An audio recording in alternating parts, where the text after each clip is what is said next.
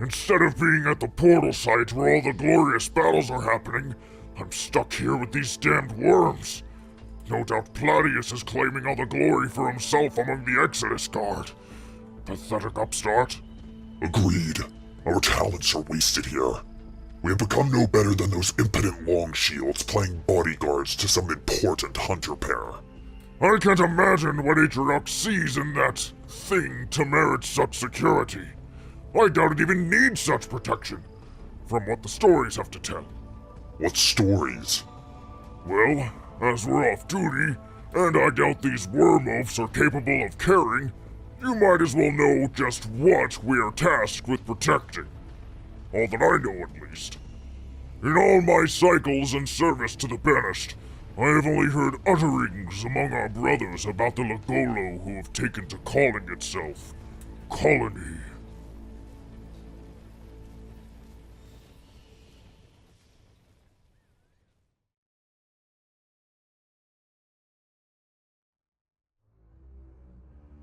Born on one of the natural satellites of Tay, the moon known as Runtu, this collective of worms and eels has its own name. Elo Kadu Baqzo and Endo Kadu Baqzo. We do not know how or when this creature joined our ranks, but it can be reasonably assumed it was once a specialized command form of the traditional Nakai Vodar gestalts that had been once encountered within the ranks of the Covenant. What drove this beast away from the lies of the prophets, no hunter, nor grunt, nor Sanghili or Jilhane will ever know. What I do know is that Colony had risen up the ranks of the Banished to the standing of actually having Atriox's ear. I know these rumors to be true, for when the War Master assembled his mighty force to conquer this place, this Ark, he chose to bring Colony and his slithering kind alongside him, acting as the powerful Swarmlord of all Lekgolo forces on the Ark. Colony quickly asserted authority over Banished excavation forces at the far end of this world. Many of our prominent leadership complained bitterly of a hunter commanding over seasoned Jilhane warriors and their charges. But Colony does not seem to care for their misgivings, for much of their forces underneath his command are his Lekgolo. These damnable worms and eels have been utilized by their Swarmlord to create new monstrosities. Chief among them are its captains. I have heard these hulks are linked directly to Colony and their distant bond brother to do as their master commands. But among all hunter units deployed by Banished forces, the Goliath is perhaps the most profound and unsettling. Unlike typical Lekgolo, where a bonded pair represents a single colony, two halves operating in coordination, the Goliath is a single colony gestalt. Rather than utilizing an assault cannon like a standard hunter, the Goliath has no formal weaponry. Instead, it is designed for sheer brute strength. Its enormous hulking frame scrabbles across the battlefield on four limbs, searching for victims to crush. I almost pity those unfortunate enough to face these beasts. And these creatures would be a great use in what was to come.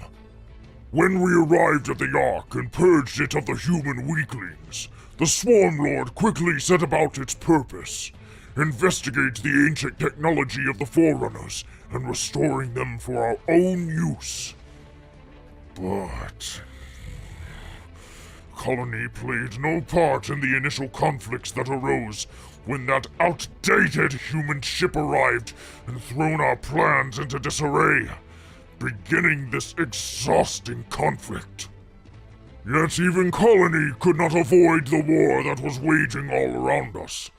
Months ago, the Swarmlord and his Horde forces had discovered an old and powerful Forerunner fighter craft, powerful enough to pierce the heart of the human resistance. Their decrepit old ship. To secure this new weapon, the hunter pair established a cloaking field around the site and reinforced it with seasoned warriors and its own slithering worm beasts. Such measures, such planning, were all for naught. For a ragged team of humans soon discovered Colony's plans.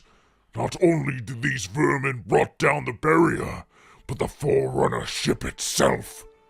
Not even the Lekgolo captain assigned to the site could protect it from the humans.